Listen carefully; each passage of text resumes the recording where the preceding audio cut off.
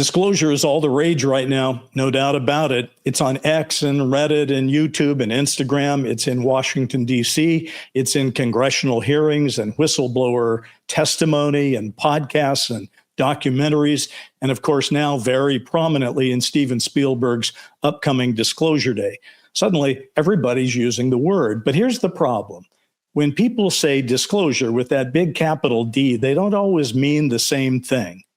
Do they mean another government video, a whistleblower claim, a congressional hearing, a Pentagon report, or do they really mean the capital D version, the moment humanity is officially told that some part of the UFO UAP phenomenon represents non-human intelligence, and that the world we thought we lived in was incomplete? So today on Need to Know, we're going to try to define the term in a way that helps us all get on the same page. We'll talk about what Spielberg seems to have teed up in Disclosure Day, what his movie may be saying and why. And Richard Dolan and I will also look back at our own work, AD After Disclosure, because when we wrote that book, a lot of what feels like our new reality simply hadn't even happened yet. There was no 2017 New York Times story, no public Pentagon UAP videos, no Lou Elizondo or David Grush or Jay Stratton, Tim Gallaudet or Carl Nell in public conversation, no congressional hearings quite like these we're having, no AI revolution, no world where every person on the planet seems to be carrying a high-definition pocket camera.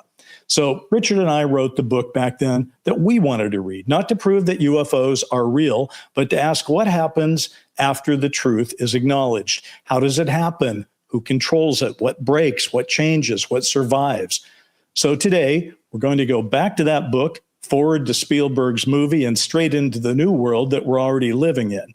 And in just a minute, Richard Dolan and I will be here. And I just want to remind everybody, the book was called AD After Disclosure, but the subtitle was When the Government Finally Admits the Truth About Alien Contact. Are they ever going to do that? We'll be talking about it. Stay with us.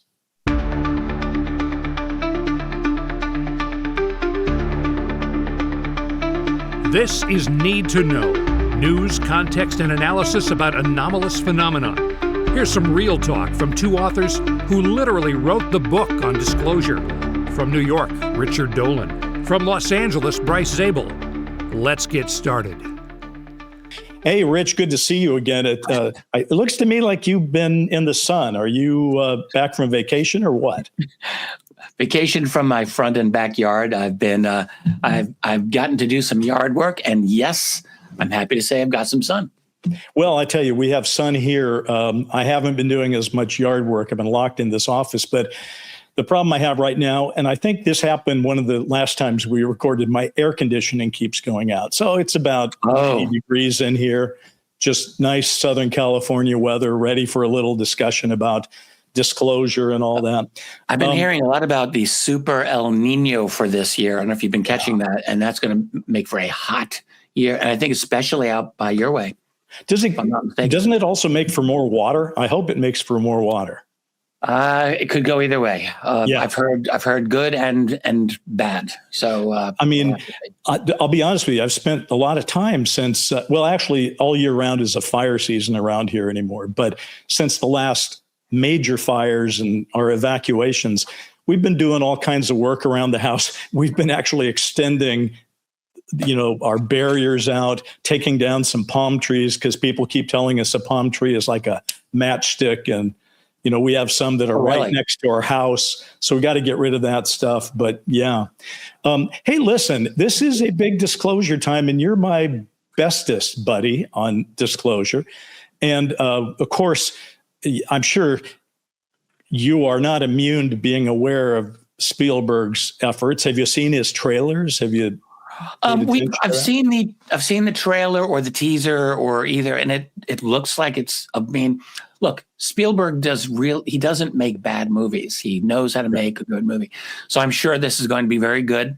I think the quality of the actors that he's got in there seems very good. I don't really know what to say about it until I actually watch the movie.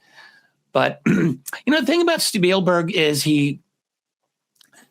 like, we've mentioned this before. This is a theme he is really into. This extraterrestrials, aliens. I did catch I think a statement of his earlier this week where he's like, yes, I believe, or he said something to that effect. He's very open about it. There's been, in addition to the movies, Close Encounters of the Third Kind, E.T. the Extraterrestrial, the miniseries Taken, others that I can't even remember all of them, but there's a lot of lore associated with Spielberg. And I don't know if we'll ever really find out if it's true, but there's the one about him being with President Ronald Reagan back in 1983 with the screening of E.T. the Extraterrestrial, and Reagan supposedly said to Spielberg very quietly, there's like not more than 5 people in this room who realize how true that story is, something like that. Then there's the connection. By the way, Rich, the way I heard, which I think goes to show something about how facts are passed around in this world. I heard that story originally, but the story went, Reagan says, there's only 2 people in this room that know how true your story is. Oh, you're probably more correct than how I remember. 5-person version. Who really knows? Because probably there's only 2 people that could have told that story, Reagan or Spielberg. Yeah, you got to wonder how that one got out. But that story has been out for many years. Yeah. So somehow it's out there. I don't know if it's completely bogus or not. The other Spielberg connection I'll just mention fast is with the Jamie Chandere. Right. And who's often listed as a filmmaker, but I don't really know what film that guy ever really made at all. But he was connected with Bill Moore, UFO researcher, and Chandere, of course, was one of the key people who got the MJ-12 documents back in 1984. And Chandere always said, I'm trying to remember the exact thing here, but that he stated that he had spoken to Spielberg about this. Yes. And that Spielberg had said, now I can't remember, something really heavy duty about this to him. But again, with Chandere, like, you don't really know who this guy is. Like, is he he's an intel guy portrayed as a movie maker. I don't think he made any movies. He's a guy everyone has heard his name, and I couldn't pick him out of a police lineup. I don't know what he looks like. I've not seen him interviewed anywhere. I don't know. All right. Well, there's pictures of him. I can visualize him. I don't really know if he's alive. He hasn't been around for quite a while, and he just seemed kind of mysterious. Well, equally mysterious because people, if Spielberg's going to make a movie called Disclosure Day, which, by the way, the official marketing line goes like this: if you found out we weren't alone, if someone showed you, proved it to you, would that frighten you? This summer, the truth belongs to 8 billion people. So a pretty good thing. And, in terms of getting people interested. And of course, Spielberg himself, in the latest trailer and in all these interviews, he keeps saying, well, I was just speculating when I was talking about Close Encounters, but this movie is more the truth. Well, if you're going to say something is the truth, then the question is, why do you know it's the truth? Do you know it because you've been reading for 30 some years, or do you know it because somebody told you? Which gets to the other big Spielberg story. People say, well, he must have been briefed in. Now, over the years, I have sort of defended him for not being briefed in because I've worked with him. I worked with him on Taken, and I have met the guy and talked UFOs with him. But the question is, was he briefed in? And that is kind of an interesting question for people to talk about, and they speculate endlessly, and he has always denied it. All I can tell you is over at the Sound, Light, and Frequency podcast with my buddy from Dark Skies, Brent Friedman, Brent tells a story, and I encourage people to go listen to it. It's the 2nd episode on that podcast called Mr. Close Encounters. But Brent remembers out scouting for Dark Skies, and our director of our pilot, Toby Hooper, the guy that, of course, directed Texas Chainsaw Massacre and Poltergeist. Toby and he are sitting in a diner or in some kind of restaurant, and Toby says, well, Spielberg knows a lot. And, he told me, so this is Toby talking, Spielberg told him, he said, that he had been read in, and that's why he knew. When you say read in, that can mean a lot of things. Well, you have to assume a guy like Spielberg, he's 79. He's probably the most famous filmmaker in the world, just about. And it's well known that he's into this subject. So you have to assume people will approach him, people from the inside who like him, who respect. This is what happens if you're someone that some of those people, they like what you have to say, they will come up to you and tell you things. Then there's always the possibility, well, they're just feeding him disinfo. Look, this is the game everyone has to play. But I think it's fair to say that Spielberg is a smart guy. Smart people have come up to him, and I have no doubt many of them have known some seriously powerful things. And I think this is probably most likely how it is. I mean, it's not impossible that he was formally read into something, but I would tend to think he would have picked up a lot of informal but seriously deep knowledge about this. It's my own guess. Well, even if he told Tobe Hooper that, it doesn't mean it was true that he was. I mean, no one knows. And you know what? Yeah.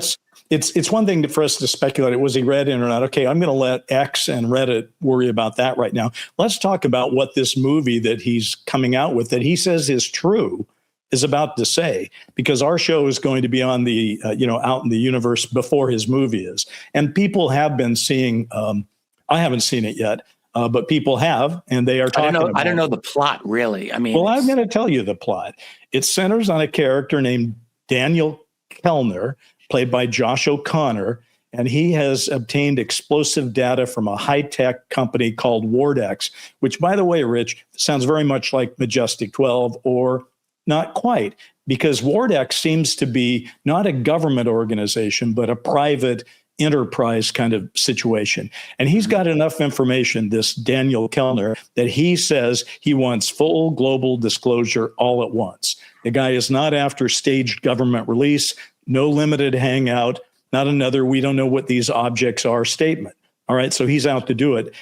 At the same time, everyone who's seen the trailers knows that Emily Blunt plays a character named Margaret, who is a Kansas City meteorologist. And apparently there is a 4-minute long sequence in the movie, which is, a hugely long time for a single sequence on somebody like Emily Blunt, where she's trying to do the weather and sort of disintegrates on camera and ends up speaking in some kind of alien garbled language. Mm-hmm. And it turns out that she and this Kellner character probably knew each other when they were kids, when they were both abducted. So I guess what we're coming to with this, Rich, is that he's making a movie that he says is true, that says there is a giant breakaway civilization. Sound familiar? That's your the way you've described it. Mm-hmm. And that people have been getting abducted. He also says in this movie, Roswell is real and is sort of the place where it all started. So these people who were chosen or altered as children end up getting separated into their normal lives. This cover-up has monitored them. Disclosure, when she starts garbling the alien stuff, activates them. And their reunion becomes the mechanism where truth is released. That's the best I can come up explaining what it's all about. I'm sure it's a great ride. Some people who are heavy UFO people have said, I was a little disappointed. I don't think I'm going to be disappointed. I think it's going to be a fine film. He's a great filmmaker. I'm sure he's going to have some great, we already know he's got great stuff with like a big UFO coming out of the clouds, and he's got all that stuff. So we know he does that well, so bring it on. All right. Well, I will definitely see the movie when it comes out. Look, in the UFO community, everyone plays inside baseball with that. So anytime some new thing comes out, of course, all of us in the community are going to nitpick something to death. It's what we do. With Spielberg, I mean, I'm not expecting it to be anything like factually accurate in the sense that I would say, oh, yes, this is exactly how I would say disclosure is going to go down. Or even like that. I was somewhat familiar with the Emily Blunt kind of breakdown on the camera. I think I saw a clip of that. Looked like good acting. Whether it's actually realistic or not, I would have to reserve judgment. Here's a little tidbit. We're not in that kind of a disclosure process. No, we're not. Here's a tidbit on Emily Blunt. She said in an interview, Rich, that she did not trust AI to make up the alien language for her to do. She said that scared her and she didn't want to do it. And she made up her own alien language, Oh, wow. clicks Good. and stuff. Probably the best move.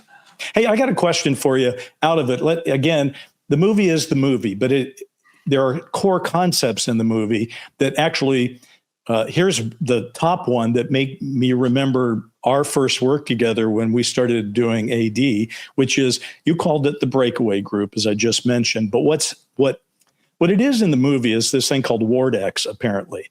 And that is a corporate intelligence cutout that controls data, surveillance, remote viewing, and telepresence technology, recovered materials, abductee monitoring, and the big one, possible alien contact hybrid programs. So talk to me about the breakaway civilization. When did you first say, you know what, I don't think it's the government like everybody's thinking? Yeah. I thought of the idea of a breakaway civilization by degrees in the early 2000s when I was actually writing my second volume of UFOs in the National Security State around 2000.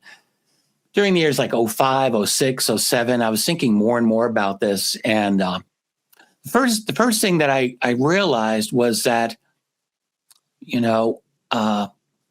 a classified breakthrough, like if I assume that there was some kind of classified technology that derived from alien craft, that A, that would be kept very secret, B, the science on that would continue, the development on that would be extremely important, and breakthroughs on that would very likely be withheld, at least until they could be safely monetized into the corporate, public world.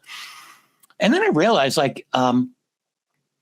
we actually have had examples of kind of separate civilizations, even in our recent past. If you think of the Cold War, the Soviet science and American science, they were working on a lot of the same things, but they were working in some cases in very different concepts, very compartmented from each other.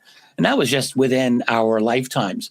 And it occurred to me that, with the growth of compartmentalization and Black programs and all of these hidden research efforts, that it really did seem to me possible and even likely that you would develop an entire classified culture that would have not just different technology, but because of that, maybe access to things that the rest of us couldn't dream of, like knowledge of an ET presence. And it would give them a different cosmology, it would give them a different view of reality. And in many ways, I thought, are they genuinely a different civilization? Well, maybe in certain ways they could be, one that is broken away from our own, and I called it a breakaway civilization. So I think, it's funny because it's been almost 20 years since I first wrote about that. And I have never 100% embraced it as absolutely true. I guess I would just say, to me, it's a good hypothesis. And I think if I were pushed to the wall and had to make a choice, I'd say, yes, I think it's probably true. But I don't really know for a fact that is true. And I will sometimes see other people or hear other people talk about it like they absolutely know. And all right, well, more power to you. But I'm glad that it's a phrase that has gotten some circulation, because I do think it's an important concept. And it's kind of neat that Spielberg's working with it in this movie. Is there a third option? First, we all thought, well, it's the government, and it probably was. If there was a Majestic 12, that would have been government. Certainly, the government picked up the ball after Roswell. It wasn't private enterprise doing it. And then at some point, possibly private enterprise was gifted some of the UFO secret and told to get to work on it. But is the third possibility that both the government and private enterprise still work hand in glove? Is that a reasonable theory? Oh yeah, I think that's probably there's a combination of corporate private power and government. Government levers are necessary if for no other reason than to provide security protection for the program. So you've got to have legal cover. a sufficiently important secret like this one probably creates its own institutions. And I think what happens is those institutions, it makes sense to hide most of the secret in the private sector. It's outside of government. It's outside of public inquiry. And also, once you realize that this is technology, you realize this is power and this is money, and you need access to a lot of money to be able to research this. That's going to be in the private sector. That's probably where we're going to find the best engineers, the best scientists. And also, when you, as a 4-star general, finally retire from your government position, you get hired as a senior VP by this, and you start making a lot of money in that way. And your security clearances, as I understand it, get deeper and better. So it's a great system that requires both sides of it. It requires the private, and it needs the public aspect of it, again, really for protection at this point, I think.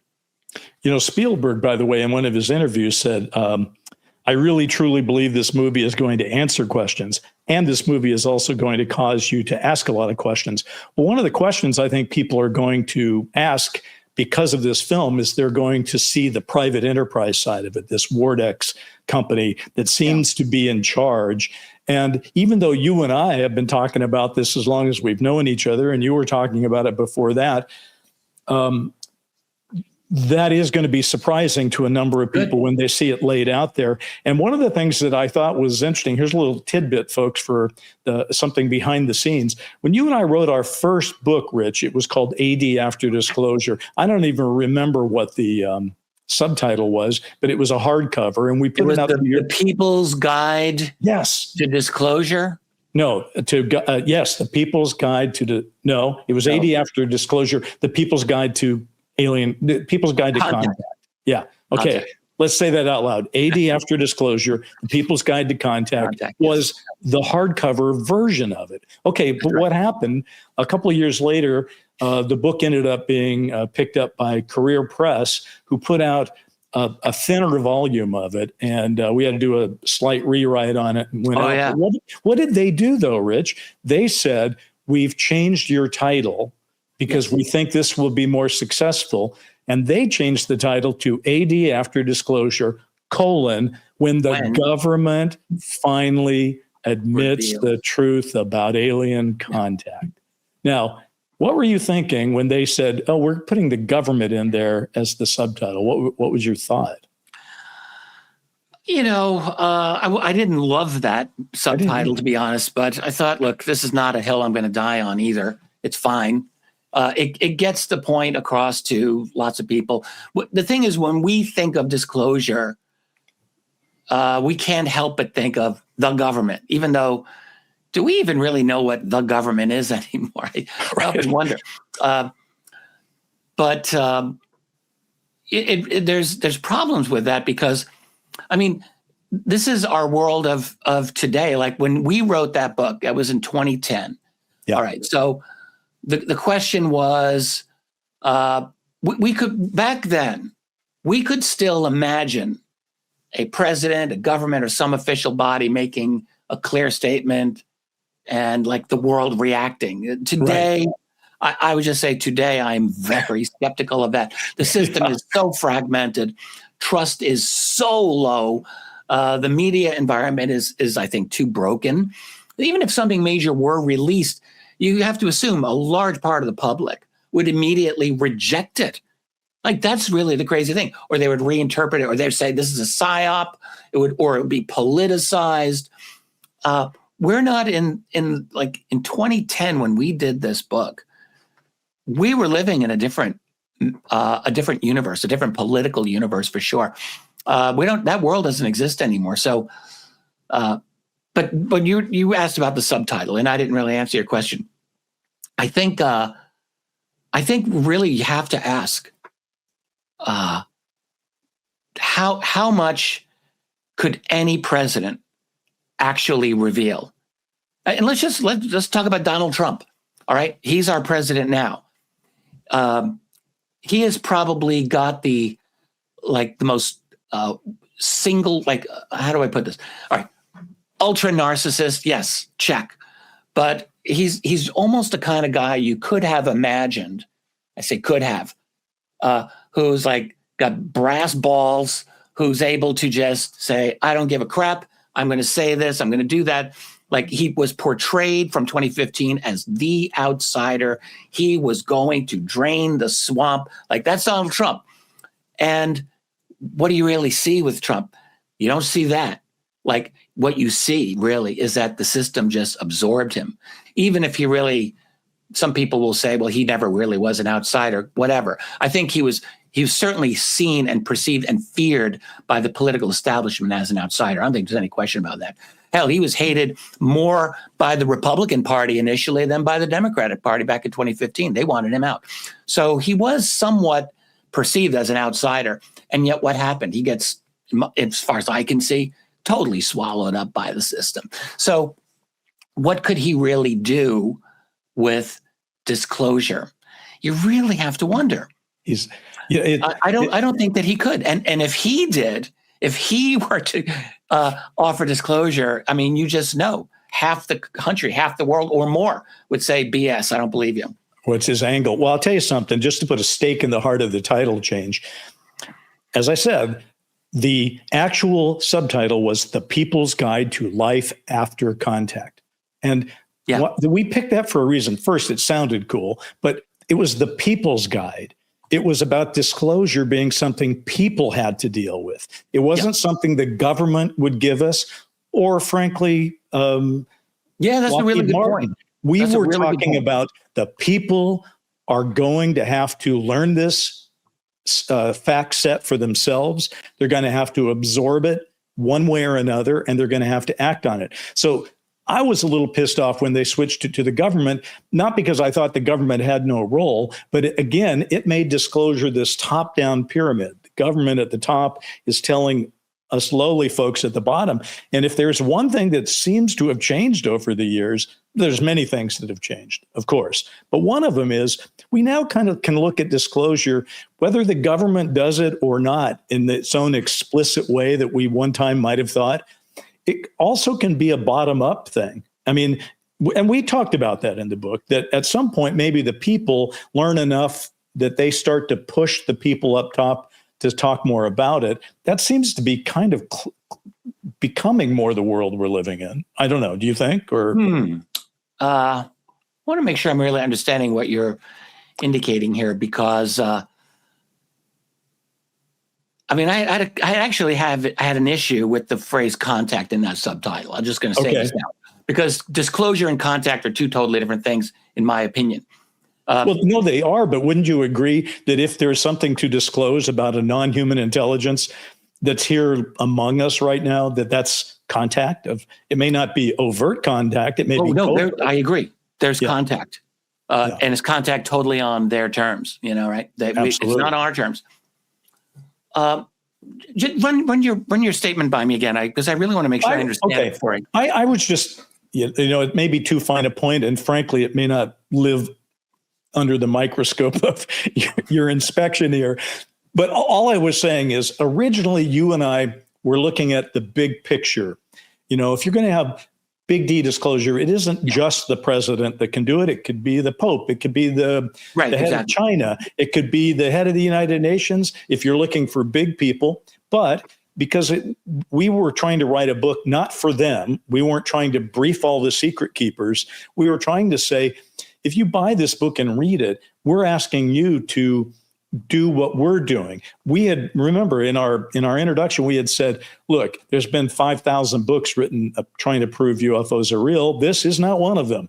We're not writing that book again. We're going to write the first book of its kind, where we're talking about, look, if it's real, what does it mean when we accept that? And for me, while it does impact the government and the economy and private enterprise, all that stuff, it's people. It's my friends. It's my family. It's all the people we hang out with that are going to who right now, let's face it, I'm sure it's true for you too, most of your friends and family aren't as into this as you are or I am, right?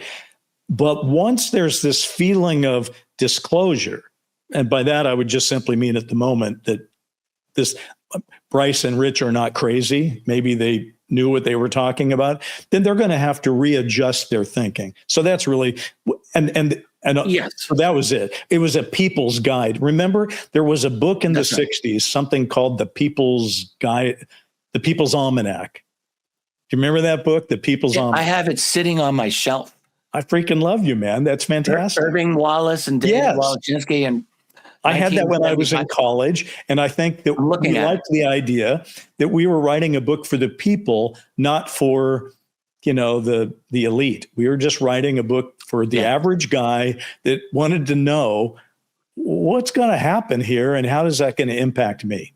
So So I'm with you on that. And we did write about this, really like new philosophical question, basically an existential moment. You think of it this way. You go through your life, you follow your team, you hang out with your people, and then suddenly you learn, oh my God, all this time, there's another species, highly intelligent, that is here, and they're operating probably in ways and at a level that we don't operate. Like it would be a very, I've always thought of it as a moment where it could prompt a lot of people to assess their lives, and ask themselves, what have I really been spending my time doing? Like, is this the best thing that I can do?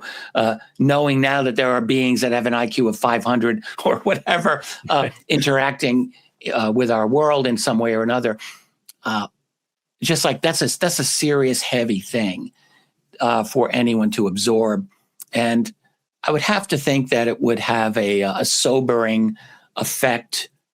And bring a note of seriousness, perhaps, to our culture, which I think would probably be overall a very good thing, frankly. That was how I looked at it back then, and I still kind of do.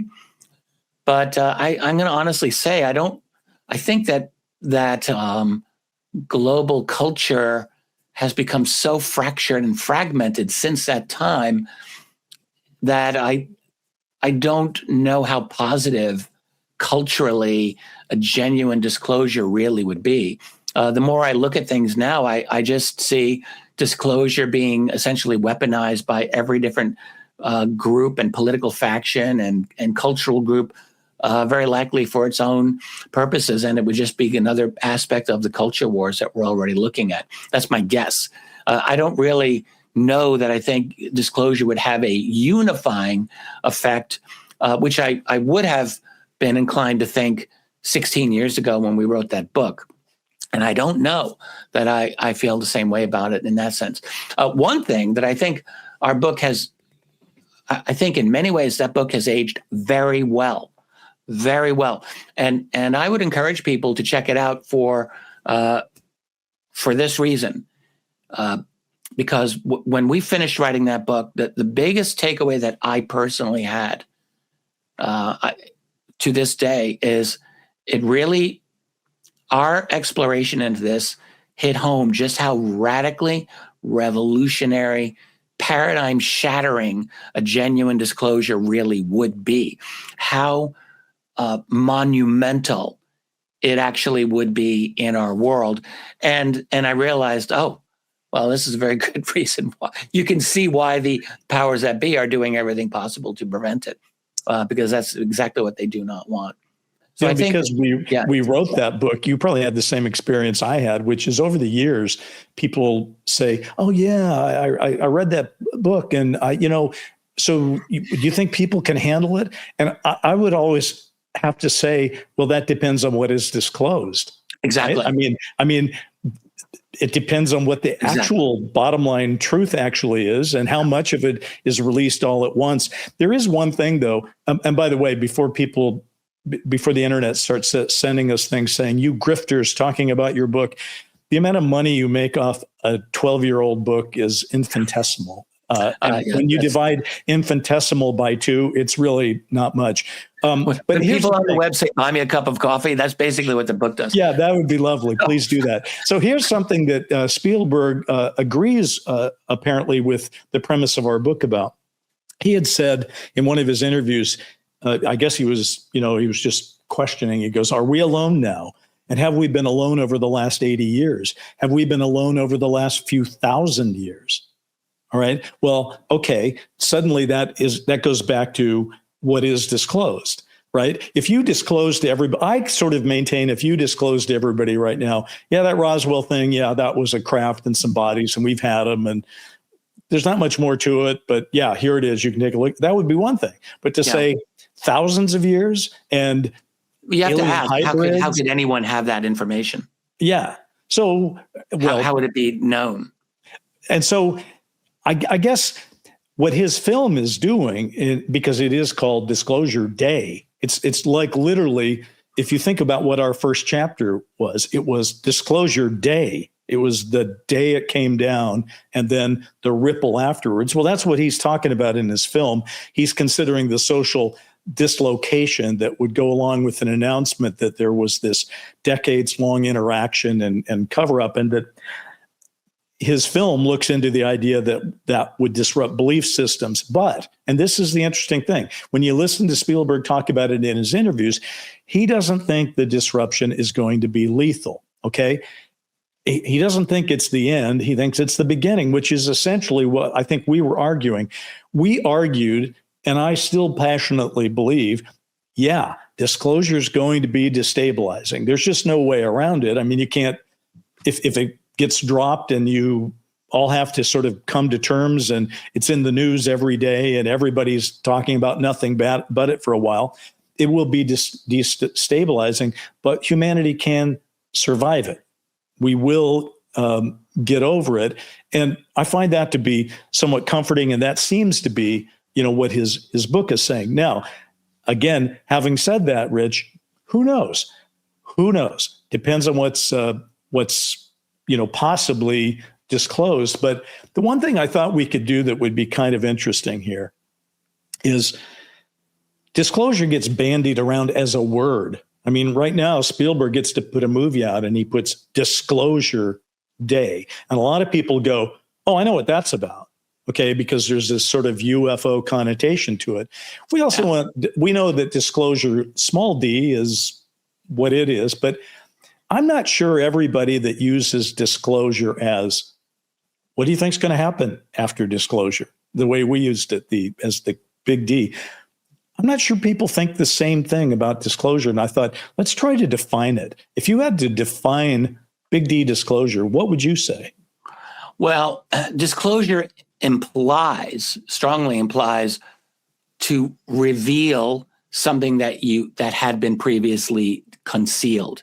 You are disclosing, you are revealing. So I always looked at it as a very political act. The attitude has always been, and it still is for me, like we live in a system that we like to call a republic. And it's a system in which we like to think that we, the people, are the sovereigns and that the government exists to serve us. So that's our position. I don't really think it works that way in practice, but that is still our official position. That's the position. And that therefore, a United States government should have the obligation to be truthful with the people who are essentially, we are the governors of our society, or we are in charge of electing those who are to do that. But still, it comes down to the people. And any democratic system demands to have an informed citizenry. This was a major theme that the founders of the Constitution talked about all the time. You must have an informed citizenry. You want to have this democracy type of thing work, well, the public's got to be informed or it's not going to work. And so on that basis, I've always felt the United States government ought to have an obligation to be as truthful as it is realistically able to be about this phenomenon. I'm not going to say that there are no reasons for any kind of classified or secrecy to exist. I won't go that far, but I do think in a reasonable world that this is important enough that the people have a right to know. And so for me, disclosure would be an official act by the United States government, by the United States president. That is my position, in which that person comes as clean as that human being is able to do. And yet you just said that if President Trump did it, people wouldn't believe him. Well, I think it's quite obvious. Many people wouldn't, or at least many people would be like, what's he really trying to, what's his real angle? What's he really saying?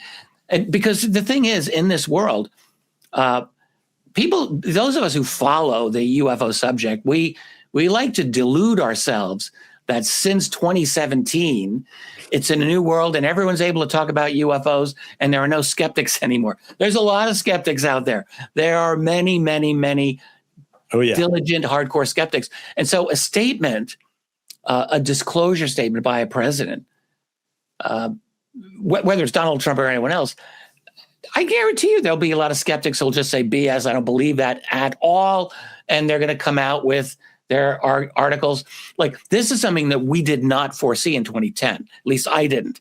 Like, president makes a statement and the assumption is, well, it's powerful enough that the world will accept it. That's not going to happen today. No. So there will be, you've got, professional skeptics, many of them out there, whether Michael Shermer, Mick West, whoever, take your pick. They're not just going to roll over and say, oh, yeah, oh, wow, I was wrong all this time. They're going to double down, along with many, many others, and they'll just say why. Maybe that's 100% true, but then one of the people who just really gets under my skin and has made me just have to pull my fists out of the ceiling over the years has been Neil deGrasse Tyson. Because he's managed to ridicule anybody who's ever had an experience or seen anything over the years.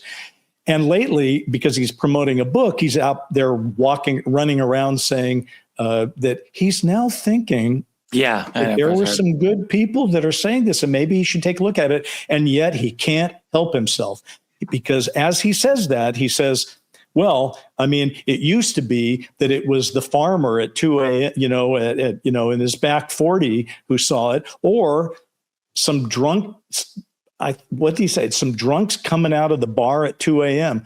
Just got to say, that guy. There was never farmers in the back 40 and drunks coming out at 2 a.m., but he can't help himself. So, but on the other hand, he's full of shit. That just has to be said. Neil deGrasse Tyson has been full of shit on UFOs since the first time he ever talked about it. And yet he's trying to pivot, which tells you something. Listen, I did something as an exercise, and I tried to write a definition. Okay. I thought I'm going to be as precise as possible and write this down. So I'm going to read you what I wrote. By the way, folks, I am not saying that I am right. I'm just saying, just to get the argument started so that Rich can react to something in this episode, I wrote this down. Okay. And this is what I wrote. Disclosure is the formal public acknowledgement by legitimate human authority that humanity is interacting with one or more non-human intelligences, followed by the unfolding political, scientific, social, religious, legal, historical, and cultural process of coming to terms with that fact. So that was. I think that's pretty good. I think that's pretty good definition. Recognize authority, or however you put it. So it might not be it could be, you and I kept talking about, what we call it, the avalanche, where somebody starts something and then as it rolls down the hill, it picks up speed and mass. So for example, if I suppose, if Putin did it right now, we'd all go, what's his angle? So he wouldn't be taken seriously completely either. If the Pope said it, we'd go, what's his angle? But what would happen if, the president of Brazil said it, and then the Chinese premier said it, and then the Pope said it? Then you would start to get to a place where people of legitimate authority were acknowledging it. And it wasn't just the U.S. government. I think, if anything, over the years, I've sort of modified my take on it, because as you know, when Brent Friedman and I were doing the Dark Skies TV series, we had these two characters. One was the young kid going into Majestic 12, and the other was the guy that ran it. Okay. And they had this sick, dark mentor-mentee relationship. But during the night of the Cuban Missile Crisis, these two start arguing. And it's clear where they're coming from in this pilot. Lone Guard is saying that people have a right to know, which you just said. People have a right to know. And Bach, the head of the organization, takes the position, you idiot, the people can't handle the truth. right? And what Brent and I always said about that is that they were both right. That's why it was kind of an interesting thing to write. Mm-hmm. Some people can't handle the truth, but we all do have a right to know what it is. And so essentially that goes down to what, again, in our book, we said it's not only impossible, but it's inevitable that some form of disclosure will take place. So the thing I wanted to ask you, because you routinely portray yourself as being a little skeptical, a little pessimistic that this is really coming down in any real way. Do you still feel that way? And if so, why do you feel that way? I think my current position, I mean, look, obviously, the reality is there. The records are there. I think that there are people inside the system who know much, much more than they can say. But I do not expect what's the best way for that? I don't expect a clear and open disclosure event anytime soon. What I think is going on now is we're looking at a kind of tug of war within the national security apparatus, the national security state. Even going back to the 1950s, there's always been like faction inside that complex that has promoted a kind of disclosure attitude within the military, within intel, and they've always been a very, very marginalized minority. I think they probably still are, but it's a much larger movement now than it's ever been. And so I think we're seeing in the form of like these White House releases, for example, that I think are interesting for us to talk about if we want to. But those that release is a result of this fight that's going on, this tug of war back and forth. And I think this is what I expect. I expect pressure and leaks and hearings, and we'll keep doing partial releases and pushback. Like, I think that's going to continue. And it's going to be a major struggle also over narrative control that is not going to end anytime soon. I definitely do not believe that the Donald Trump White House is going to try to do disclosure as a way to kind of salvage his political situation. I mean, if there was one reason he would do it, I suppose that would be it. But I don't see that happening. And but I do think like where our society, our civilization, and our species are in the midst of such a dramatic transformation right now. And yes, we've been changing all along. But the speed now is so dramatic. We're now creating a kind of global, digitally interconnected, government by algorithm type of society that is totally unlike anything that we've ever seen. And it is, I am convinced, going to continue to cause deep, deep changes in human social organization, human psychology. So we're in this process, and I just have this feeling that that disclosure will be part of that transformation. But I don't know how soon that's going to be. And I do not expect a clean disclosure from the United States government at all. At all. I think the United States government is in such a state of crisis. It has nothing to do with the current president. We were in a crisis under Biden. What you're seeing is a crisis of empire and the breaking apart of American hegemony. That's really what we are seeing around the world. It's unstoppable at this point. In 30 years, America just pissed it all away. They had the world in the palm of their hand in the early 90s, and it's all gone. And it is gone. And so as a result, we're seeing a real crisis within the United States. So I foresee possibly at the extreme something analogous to what happened at the end of the Soviet Union. That is, if the ship goes down, you see the rats jump off the ship, and a lot of formerly classified information can be released or leak out, which happened in the Soviet Union in 1990, 91, at the end of that nation's history. And we're not there. We're not at all there yet in the United States, but I would not I would never rule this out any longer. We're looking at serious, in my opinion, people may disagree, serious economic, global financial potential meltdown in the coming rest of this year. I mean, there's a situation, it's not going to get better. And it could cause a deepening crisis that could morph into who knows how bad. And that would be how a disclosure would happen. But as a clean U.S. government saying, let's do this for the people, or no, I don't believe that. I certainly remember in our book, one of the things you argued for inclusion was one of the triggers to disclosure could easily be just chaos, that chaos favored things getting out as opposed to control. Could. You know, what you just said. It can go both ways. But yes. What you just said, by the way, gives me, as we say in the business, a lot to unpack. But just a couple of quick observations here, Rich. You talked about, the government putting out some of these files and videos. I mean, those are disclosure that is revelation, but disclosure with a capital D to me is still that civilization-sized transfer. Transition. That where you have a civilization all coming aware of the same kind of thing at approximately the same time. So let me give you an example.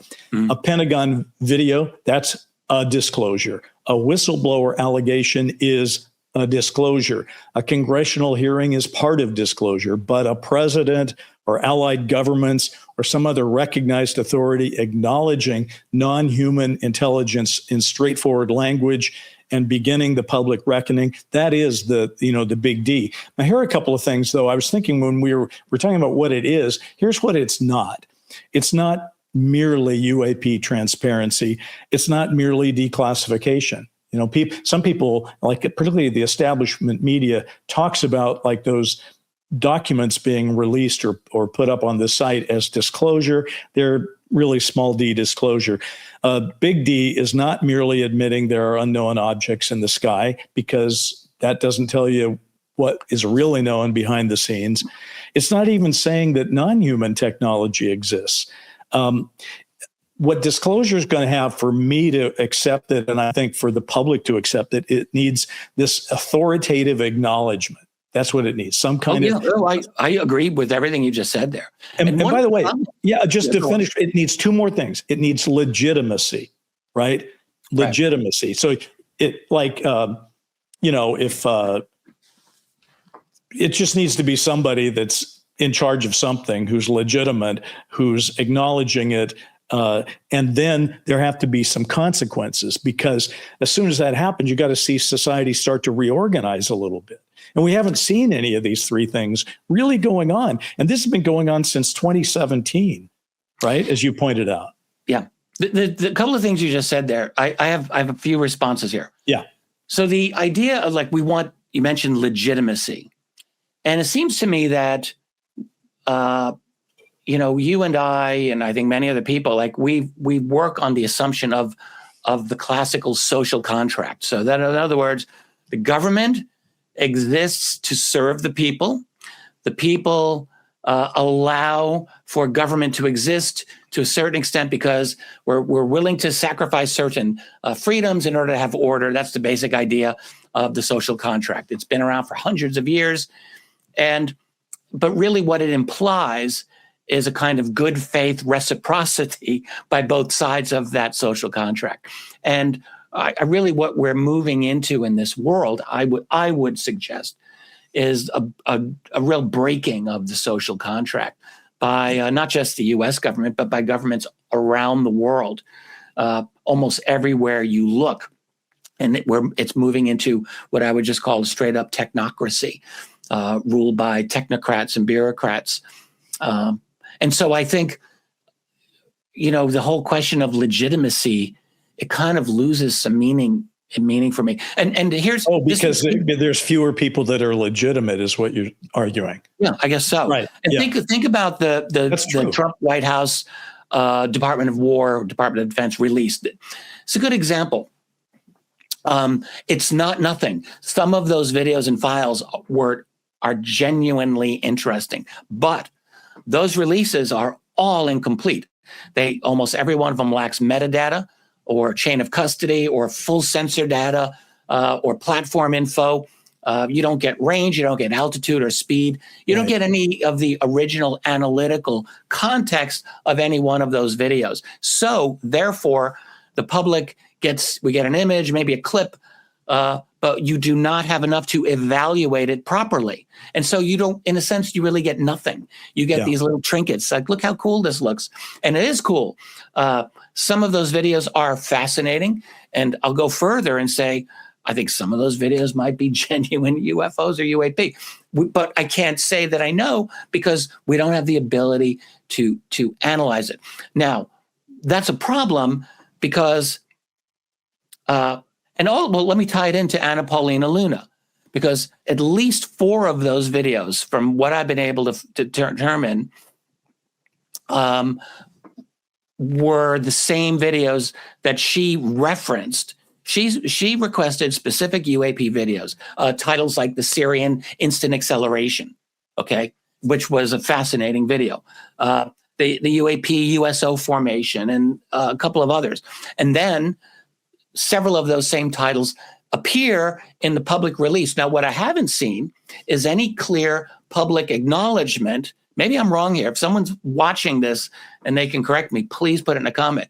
But I've not seen any clear public acknowledgement saying, yes, those were released in response to Luna's request. Maybe I missed it, but it's worth noting because it suggests, A, congressional pressure might have helped push some of that material into the open, but this is not a clean disclosure in any way. It's very fragmented.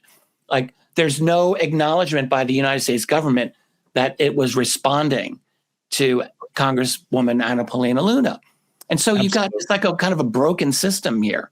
And this is not what you want with a disclosure. With a disclosure, you want a conscious consequences. Yeah, a conscious statement. Congress is going to ask for something, you want to know, is the administration responding to them or not? Right. Or and so we don't get any of that. We get this vague thing with, and what happened with the media coverage was almost nil, nothing. Oh. Within the community, you get some people responding, but it really just kind of went in it, and which is unfortunate because, again, there was some very good stuff in there, I thought. Well, the frustrating part about the media, though, Rich, and I'm sure you probably got your own calls, 62 documents come out or something, whatever it was, and immediately the media says, oh, the documents came out. They get out their virtual contact managers and they call Neil deGrasse Tyson or some other person, or maybe if we're lucky, Lou Elizondo or somebody like that, or maybe you. But they still want that immediate response that day. Okay, it broke. So now tell us what we just saw. Well, to read documents and evaluate video and photos isn't something you do in 5 minutes before you get ready to do a TV interview. You need some time to think about it. But the problem is that by the next day, the media's moved on. They covered the release in their mind. So now there's nothing more. There's no follow-up to say, I would love some established media to say, we've been looking into all these things for the last month, and here's our report, but I'm not seeing that. Listen, here's the thing. That's right. Everything you said, I enjoyed. This is why, folks, by the way, I enjoyed writing that book with this man, because it's fun to have these kind of conversations and try to work this through in your mind. And the one thing we did say in the book that I do think is very true is we said that disclosure was both an event and a process. All right. Now, we haven't had the event itself where we go, okay, that's it. We might have an event if the Phoenix Lights happen tomorrow again and 10,000 people with phones had crystal clear something. Maybe that would be the event, but we haven't had that. But we are in the middle of some kind of process. So here's the thing, just to take us toward the end here. If by disclosure we mean the official end of human isolation as a governing assumption, that's the short version of it. But at some point we just say, we're not doing that anymore, folks. And now we're moving forward. Here's my question for both of us, Rich, as we round the corner on this thing. I say this a lot now because as you get older, you start to say, wow, there's a lot more years in that rear view mirror than there are on the road ahead of me. And I feel that. You're younger than I am. So I feel it even more acutely. But here's the thing. I used to say when I started down this road, well, there's a lot of time left. They'll get it together. And, before I shuffle away, I expect that I will see something. So now the question for both of us, do you think in your lifetime you will see Big D disclosure? Not impossible, but if it happens, we're going to see it within a society that for me might just personally be unrecognizable. And that's the great irony as I look ahead. One thing I could not have predicted in the years before we wrote that book. So I look back to my 20s and my 30s, and it was a different world. And I always knew that the future would be different than the present, but it was very difficult for me, back in those years to really foresee just how our society and our culture and our civilization would change. And it's changing so dramatically and so quickly that I think I have a feeling that if it comes in my lifetime, it's totally possible. It'll almost feel like a denouement. And with that, because it seems that everything that we discuss in our society, and this is me just being cynical, but you have to forgive me, is done at such an utterly superficial level. You just have to wonder, True. Are we really ever going to get into the sea? I mean, think about what we're talking about. We're talking about aliens, man, hanging out, flying around, going into the oceans, coming up, abducting people, living here. Fuck. Okay. That's serious shit. And then what if there's a base 10 miles from your house? You have no idea. They could be there. And what would it be like to sit in a room with one of these guys? Probably scary as hell. Yeah. And this is serious shit, man. Serious implications. And even in our community, who the hell goes there? Basically no one. No one. We want to keep it nice and safe. When I started researching this 30 years ago, more than that, I too wanted to keep it safe. So I'm guilty. I wanted my UFOs to behave. I wanted them to be understandable to the way that my thinking was at the time. I wanted it to be completely comprehensible, and I wanted their logic to be my logic and all of it. Well, it doesn't work out like that. These guys or these groups are doing something very important to them, and they're not communicating it very well to us, and probably because they don't want to. So there's serious implications. And one thing our community has not done at all, and I'm going to say at all, is really discuss the reality of this phenomenon. We all keep it very safe at arm's length. I used to ask all my, the one I use all the time is Stanton Friedman. I'd go, Stanton, what is really going on? Aren't you freaked out by this and all that? And he just wanted to talk about the nuts and bolts. He wanted to prove that this was, that's an oversimplification. He was a great researcher and loved Stanton, but I hear you. He didn't go where you were talking about. He felt that was too speculative and he didn't want to do it. Here's the thing. In answering the will I be alive for disclosure question, I am watching my weight. I am watching my cholesterol. I go to a cardiologist. I get my blood work done because I would like a little life extension here to give me the best possible opportunity to be around to see it. But if I had to bet, I think in my lifetime, I will see clear confirmation where some version of what we've talked about says, yes, some of these things are real. A lot of it's classified. I don't think in my lifetime we'll probably get to the deep, deep stuff that you're talking about. Well, wait a minute. How many kinds are here? What do they want? Why have they exactly been taken? I mean, we don't seem to be grappling with that. But who knows? Who knows? Maybe it's not impossible. I'd always believed, and this was a core belief that I had when we wrote this book, that when this truth comes out, it will be the most amazing bombshell, and it will rock everyone's world so dramatically that it will cause basically an entire world to wake up and ask some serious questions like that you were just mentioning, the deep philosophical ones. And I think, I just don't think that's going to happen. I think I overestimated. Wouldn't that be the greatest thing? I mean, no matter how, look, it might be, as Lou Elizondo said, it might be somber. Maybe it will be somber. Maybe it'll be scary. Maybe it will just be mind-blowing. But whatever it is, because I've played around with the two polarities, the people have a right to know and the people can't handle the truth. I am squarely in the people have a right to know now. I just feel like enough is enough. I gave the government credibility for keeping it quiet at the beginning. They just won World War II. They weren't quite sure what was going on. I was willing to believe that there were solid people looking into it. But that hall pass has expired years and years ago. And I am no longer in that thing. So it's like when I saw these documents and these photos, my response was to sort of paraphrase Tom Cruise in the movie where his agent says, "Show me the money." I'm in the "show me the saucers." I don't disagree with any of that, and I certainly believe that the people have a right to know. We do. Yeah. But think of it this way. So when the advent of flying saucers hit us in the 1940s, right? Americans kind of took over a lot of that conversation because we were just so active. We wrote a lot about it.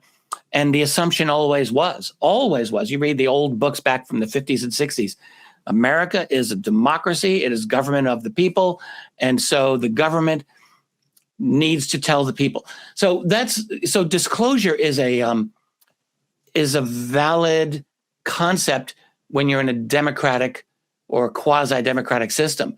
But what if you lived in a kind of a fascist system or a totalitarian system? And I'm not trying to be hyperbolic here, but if you were to live in a completely totalitarian system, you would still have a right to the truth, but would you have an expectation, a realistic expectation that your government is going to give you that truth? No, you probably wouldn't. Well, you wouldn't. What do we currently have?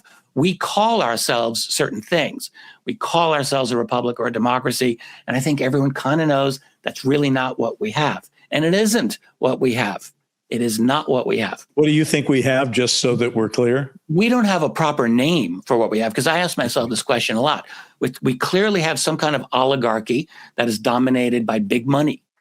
I mean, that's clearly what it is, a managed system. There was a study 20 years ago by, I think, Yale University, and they said, when you look at all of legislation that's passed by Congress, it is always in favor of basically the top 5% of wealth in the country, in terms of like who drives legislation, who drives a lobbyist. Like, it is ruled by the wealthy. And I don't think there's any question about that. So we have a kind of oligarchy that masquerades, because it has to gain public acceptance, as a kind of democracy. And we love to use that word, but that's not what we have. So my question is, if you don't have, so we don't really know what we have, but it ain't democracy, and it's not a republic in any recognizable format any longer, really. So we really owe it to ourselves to ask the hard question, like, what do we really have? And I think that affects the nature of any kind of disclosure that we're having. Rome started out as a republic. It developed into an empire. It wasn't one thing in its history. And of course, it was utterly corrupt almost the whole way through. That's kind of like America. We have now an empire that is visibly breaking into pieces and is visibly weakening. And so really what I'm asking is, what can I expect the behavior of this system of government, the system of power, how it is likely to respond to this topic, and does it want to respond to this topic, or is it even able to respond in a unified manner to this? Like, there's a lot of questions here, and I don't think we have good answers, because I firmly believe that we as a society have really not done the hard work of truly analyzing the system that we even have. We tell ourselves things that I just think are basically not true. So, and I think it just clouds our thoughts about this. Well, Rich, that's why I have to say, given that we're at the end of the line here, I think it's above my pay grade in this episode to try to weigh in on what do we have. So I'm going to think about what you just said, and maybe we'll revisit that aspect of. And it isn't even. I would love to. We should all conduct a class on what the United States is today. But insofar as it impacts the UFO issue, it's a valid question, and I'm going to give it some thought. I just wanted to say, for our next episode, we do have some things to look forward to. First, we're both going to have seen that film, and we're going to have seen what people's reaction is. There'll probably be another government dump of something, and maybe something extremely interesting will have come out. But short of that, if we have the opportunity, the one thing I thought we might even start doing in this episode, but we never got around to it, would be, I'd like to go back to the book almost chapter by chapter and say, what did we say then? And is it true now, or have things changed? And I think that would be a really good exercise for the two of us. And I can't wait to do it. I think it would be interesting because, no one has ever, I don't think anyone's truly followed up on the kind of book that we did. I don't think so. At least as a book length project. And it took some guts, I'm just going to say this, for us to go out and write a book on how could disclosure possibly happen. We wrote this in 2010, man, 16 years ago. It was a different world. And we really, we thought this through in a very serious way. People should know. It's interesting though. You were just saying how, I was saying how I don't know how to describe what we have governmentally at this point. But we couldn't even describe, I haven't been able to describe effectively what the book is over the years to people. And I ended up coming up with the phrase speculative nonfiction. That's the only way I could actually tell anybody what it was, because it wasn't clearly nonfiction and it wasn't fiction. So it's in that shadow world in between. Yeah. But the shadow world seems entirely consistent with this whole UFO, UAP issue. So that's where we're going to hang our hats for now. Need to Know is produced by Bryce Zabel and Tyler Stevens and is brought to you by Stellar Productions. You can learn more at needtoknow.today. We appreciate you and hope you'll spread the word. See you next time, because these days you really do need to know.